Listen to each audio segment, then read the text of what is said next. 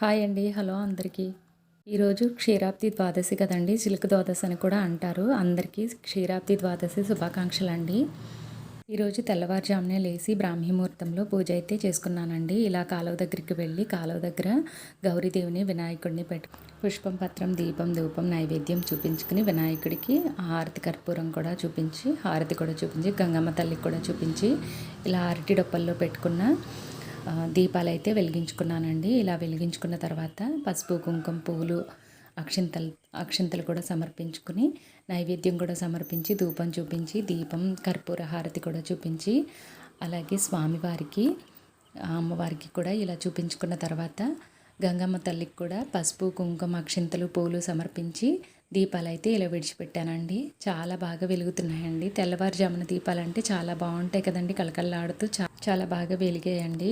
ఇలా ఈ దీపాలు వదిలిన తర్వాత మనం చేసి పెట్టుకున్న వినాయకుడిని, గౌరీదేవిని నీటిలో నిమజ్జనం చేయాలండి. అలాగే మనం వేసుకున్న ముగ్గు ఎవరైనా తొక్కకుండా ఇలా 3 చెంబులు నీళ్ళు వేసి కడిగేసుకోవాలండి.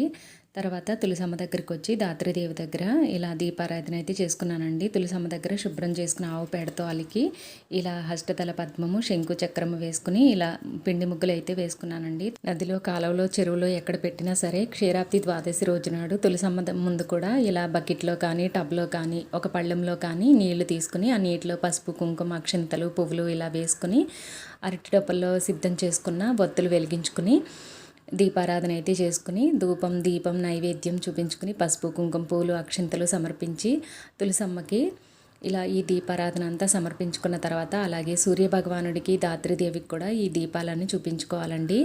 ఇలా ఈ దీపాలు చూపించుకున్న తర్వాత మనం పెట్టుకున్న నీటిలో అయితే విడిచిపెట్టుకోవాలండి. ఖచ్చితంగా ఈ క్షీరాబ్ది ద్వాదశి రోజు నాడు తులసి ముందు ఇలా పళ్ళెంలో కానీ, బకెట్లో కానీ, గోళంలో కానీ ఇలా ఎందులో అయినా సరే నీళ్లు నిండుగా నింపుకొని పసుపు, కుంకాలు వేసుకుని, పువ్వులు వేసుకుని ఇలా అరటి డొప్పల్లో దీపాలు వదులుకోవాలండి. మిగతా రోజుల్లో చేసినా చేయకపోయినా క్షీరాబ్ది ద్వాదశి రోజు నాడు ఖచ్చితంగా ఇలా తులసమ్మ ముందు దీపాలు అయితే విడిచిపెట్టుకోవాలండి.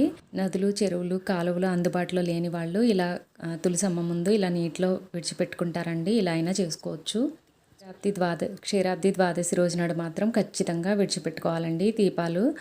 అలాగే తులసమ్మ దగ్గర పూజ అయిన తర్వాత ఇంట్లో కూడా లక్ష్మీనారాయణుడికి, ఉమామహేశ్వరుడికి నేను దీపారాధన అయితే పూజ అయితే ఇలా చేసుకున్నానండి.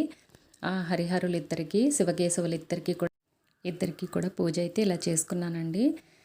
లక్ష్మీనారాయణని పూజించుకున్న తర్వాత శివలింగానికి, అన్నపూర్ణ అమ్మవారికి అభిషేకం అయితే చేసుకుని పూజ అయితే ఇలా చేసుకున్నానండి.